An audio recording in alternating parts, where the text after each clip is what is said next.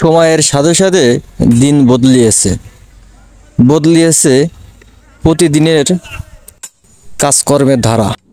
ঠিক তেমনি রাজমিস্ত্রি অংশ হলো রড মিস্ত্রি।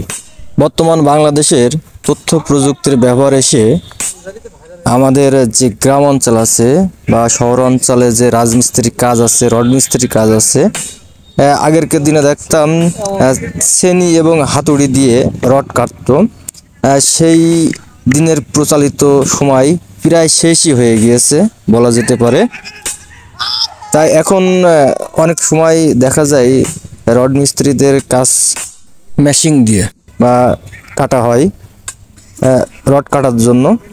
কিন্তু হঠাৎ করে যদি গ্রামের মধ্যে বিদ্যুৎ না থাকে তাহলে রড মিস্ত্রিরা যেভাবে আবার নতুন করে কাটে সেই সময়ের সেই দৃশ্যটা ঠিক তেমনই এই যে ভাইটা সেই বিদ্যুৎ না থাকা অবস্থায় গ্রামে কাজ চলতে চলতে হঠাৎ করে বিদ্যুৎ চলে যাওয়াতে এই ভাই রড কাটছে সেই আগেরকার প্রযুক্তিতে ছেনি এবং হাতুড়ি দিয়ে সেই ভাই রড কাটছে।